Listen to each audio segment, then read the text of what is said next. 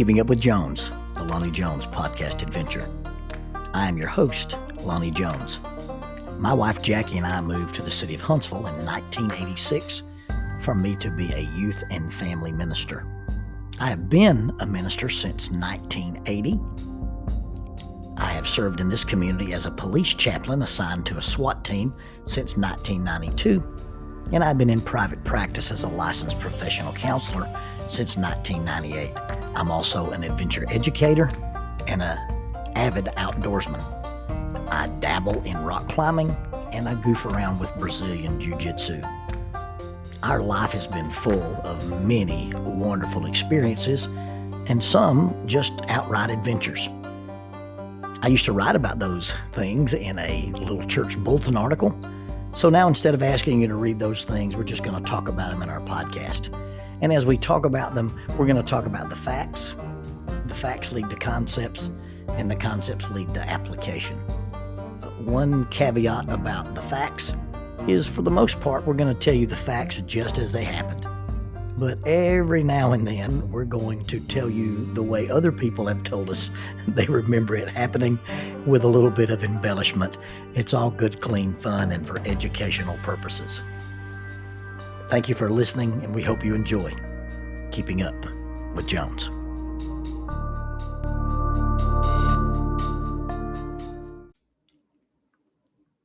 Years ago, one of my mentors made the distinction between simply preaching and actually ministering to people. He told me people don't care how much you know until they know how much you care. When I became a full-time youth and family minister, I realized how inadequately prepared I was for dealing with the complex challenges facing youth, parents, and families. I honestly cared, but I was not competent. Today's ministers can become better equipped to meet this challenge through the Master of Arts in Family Life Ministry offered by Faulkner University. This program integrates prevention-oriented strategies as well as intervention strategies within a church setting, focusing on counseling skills. All these courses may be completed online from the convenience of your home or workplace and at a time that is convenient to the schedule of the student. There is a 50% discount for the members of the Church of Christ. Now, although this program is not designed to fulfill any requirements toward becoming a licensed counselor, it is designed to thoroughly equip the minister by providing courses including but not limited to the skills required for counseling couples, families in crisis, as well as dealing with family dynamics, human intimacy, sexuality, parent and character education, as well as church assessments. If you're interested in more information, contact faulkner.edu/KGST. That is faulkner.edu/KGST. KGST stands for Curley Graduate School of Theology. You can also contact graduate enrollment at faulkner.edu with any questions or to explore the eligibility requirements for the tuition discount. Graduate enrollment at faulkner.edu. Faulkner University is a sponsor of Keeping Up with Jones, the Lonnie Jones podcast adventure.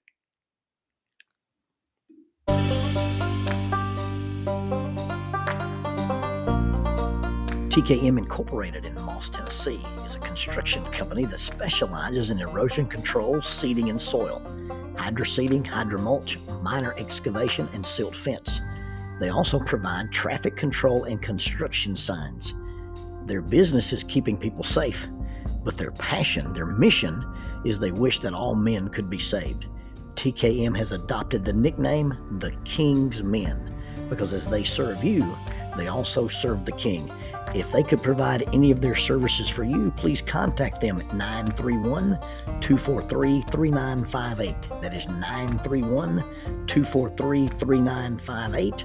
Or you can contact them on the net at tkminc2001@twlakes.net. That is tkminc2001@twlakes.net. TKM Incorporated is a sponsor of Keeping Up with Jones, the Lonnie Jones podcast adventure. Paul Harvey used to introduce certain segments of his commentary with this simple phrase, not what, just why. I can't explain it, but I'm going to talk about it. Okay, content warning. This is super weird. And given that this might not be your first foray into this particular podcast, if we call it weird, then the needle has gone into the red. I was driving to one of those random places that I go and speak, and this was in the days before the tactical Toyota.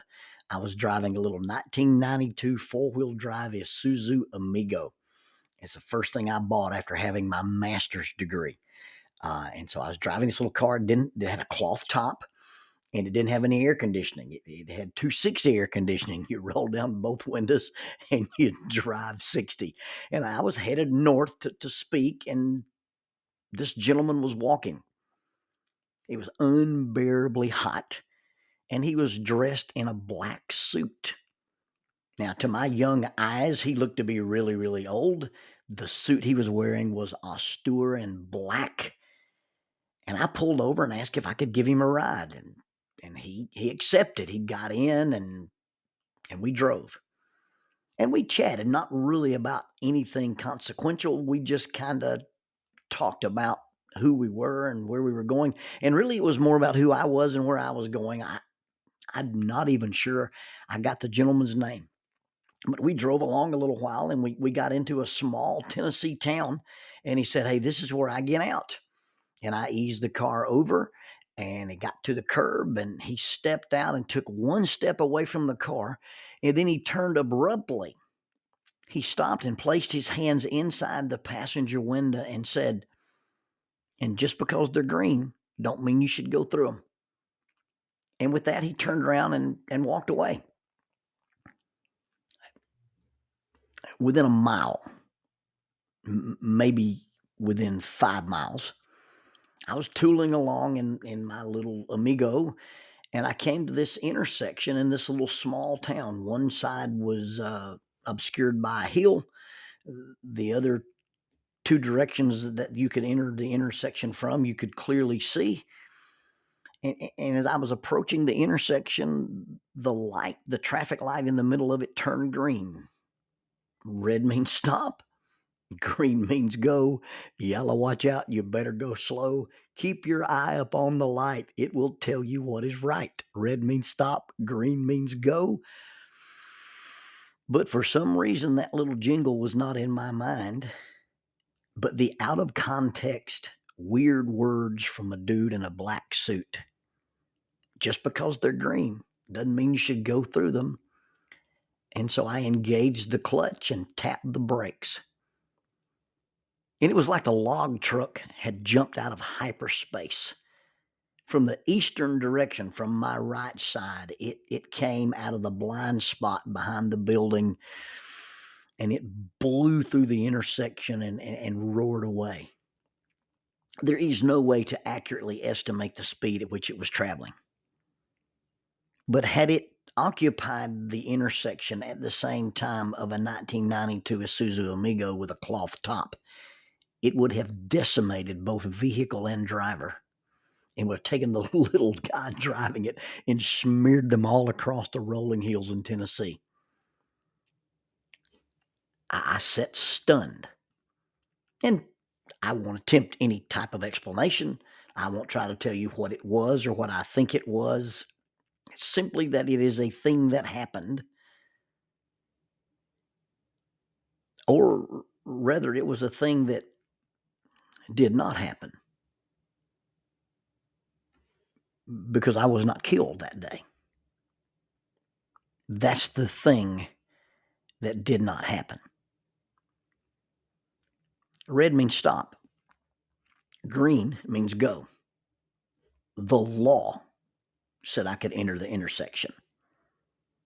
The light said I could enter the intersection. I had the right of way. But I've discovered that just because you have the right to do something doesn't mean it's always the right thing to do. Just because you can doesn't mean you should, and just because you have the power to do something doesn't mean you have permission to do something. Meekness is described by Jordan Peterson when he discusses the phrase, blessed are the meek. It's really blessed are those who carry swords, know how to use them, but choose not to. And having the right to do something, but deciding whether it's right to do or not, maybe it's the distinction between power and influence. First of all, the actual ability or power to make someone behave in a certain way, that's probably a false concept. Because you see, in order for you to have the power to make me behave a certain way, really is actually a concession on my part. If I exercise power over you and I can say, I make you do this or make you not do this, it really boils down to concession on your part. You really can't make another person do anything if they decide not doing is worth any price you exact on them. You really can't make a person not do something if they decide that doing something is worth more to them than the price you'll exact from them. Now, you may have the power to punish. You may have the ability to say, I'm going to invoke these consequences on the thing that is done or undone. But even though you have the ability to punish me, incarcerate me, execute me, torture me, whatever, that thing you didn't want me to do, I did. And the thing you told me not to do, I didn't do. You see, the other person still has the power to choose which path they follow. I can choose. I have the power to choose compliance or consequence.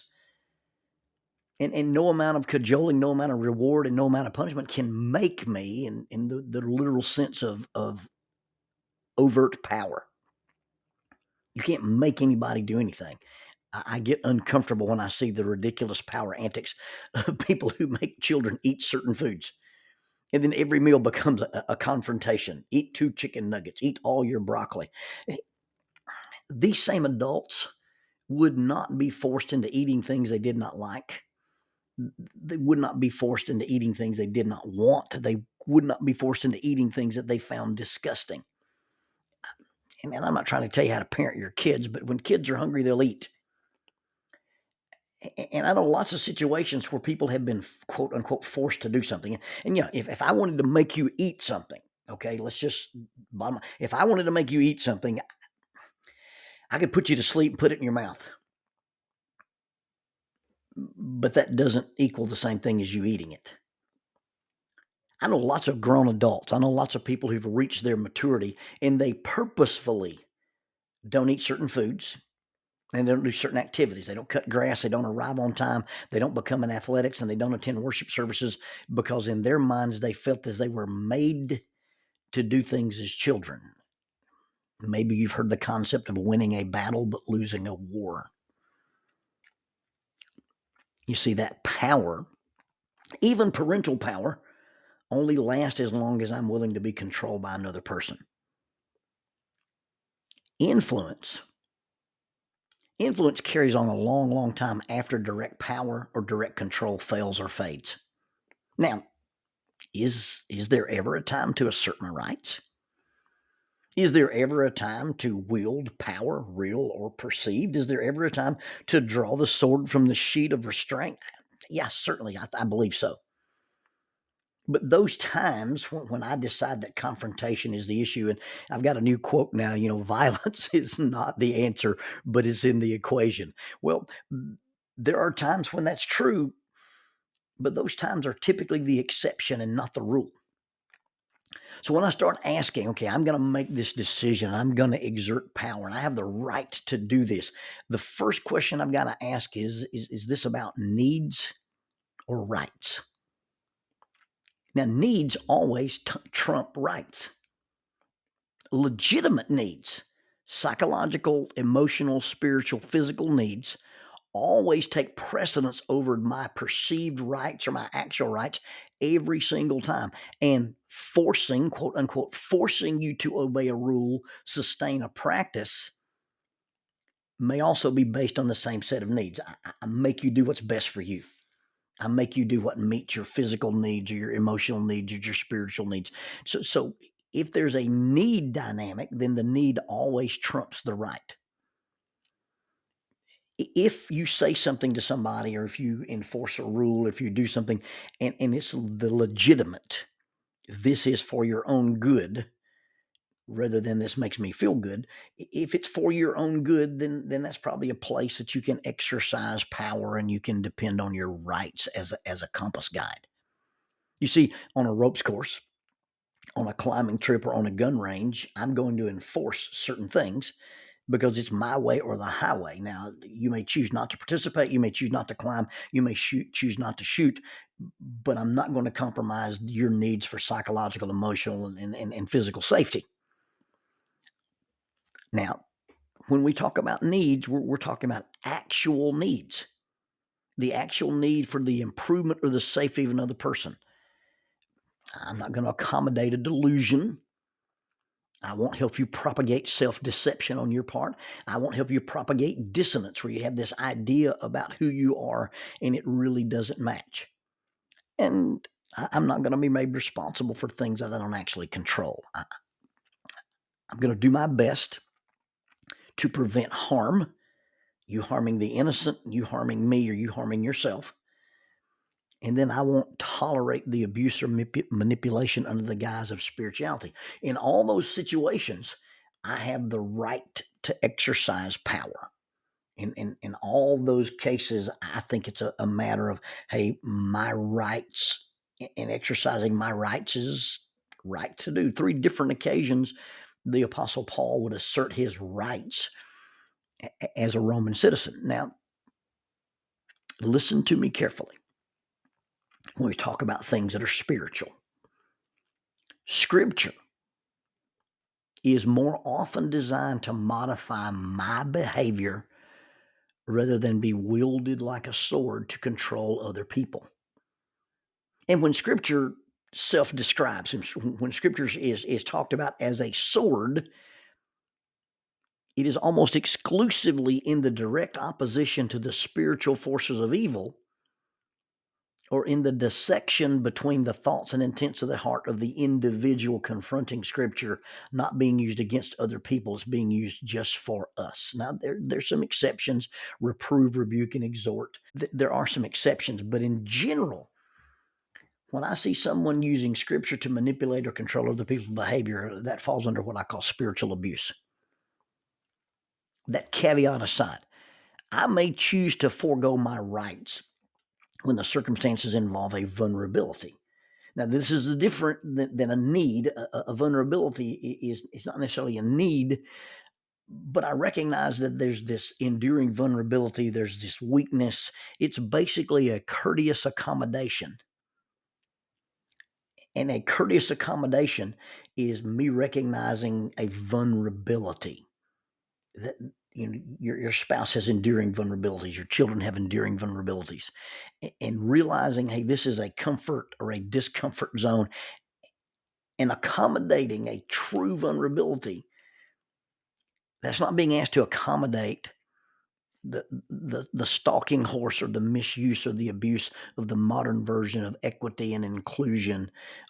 And we're distinguishing between a true vulnerability rather than a poor coping skill, or someone using a diagnosis of disadvantage, a disability, or discontentedness, or pseudo anxiety as a response, so that they can have an abdication of responsibility, accountability, freedom from consequences, and a get out of jail free card.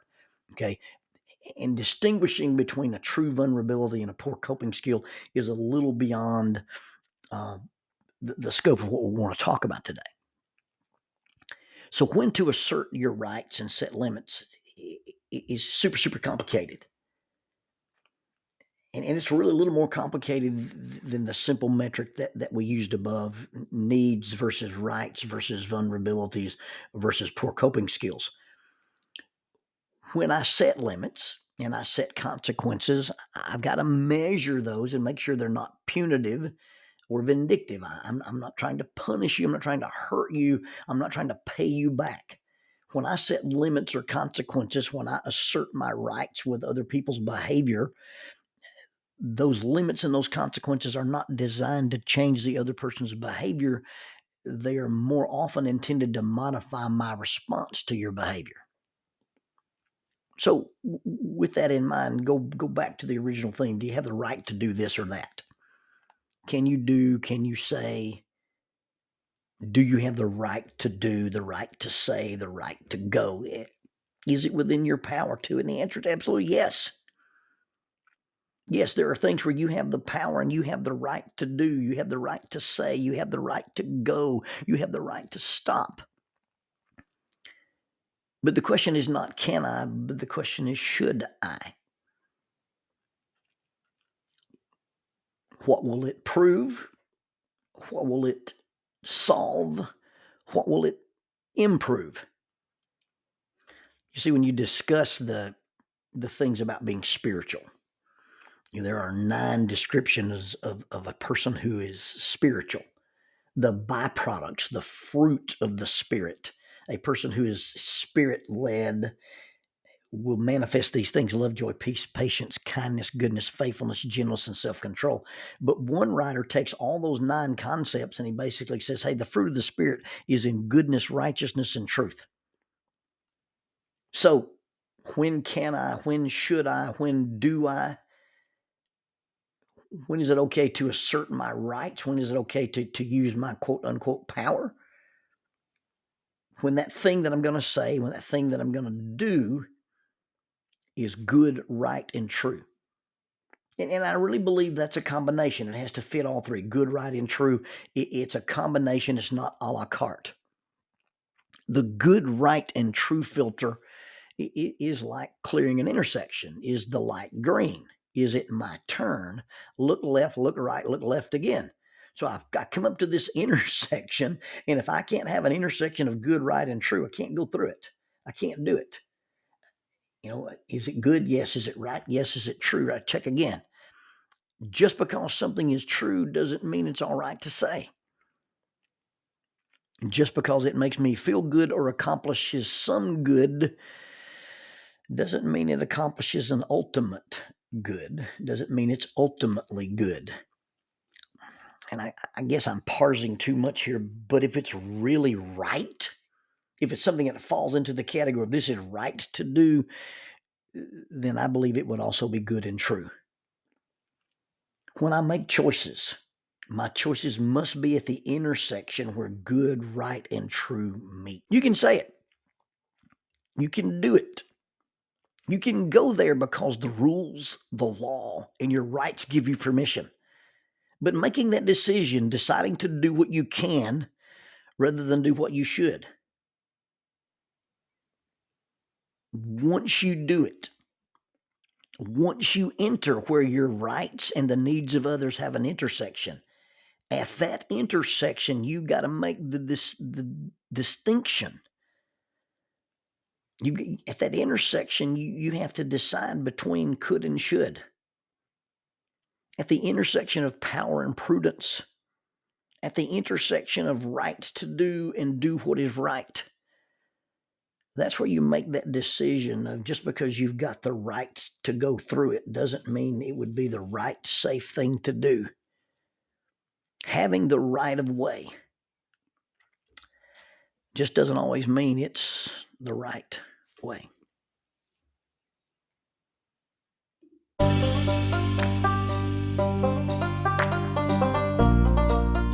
Using the tool of shortwave radio, World Christian Broadcasting literally covers the world every day with the gospel. They use 2 large curtain antennas. One is located in Anchor Point, Alaska, and the other in Madagascar. They send out messages that are recorded at their international home in Franklin, Tennessee. They make available 40 hours of broadcast every day.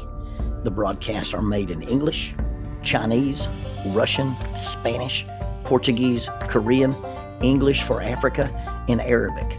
They would love for your group to visit them. You can bring your ladies group, your youth group, or your men's group. Just give them a call at 615-371-8707, 615-371-8707, or you can go to 3Ws worldchristian.org, find the Donate Here button, and make a financial contribution to support this work that literally covers the world every day with the gospel. World Christian Broadcasting, in cooperation with Keeping Up with Jones, the Lonnie Jones Podcast Adventure.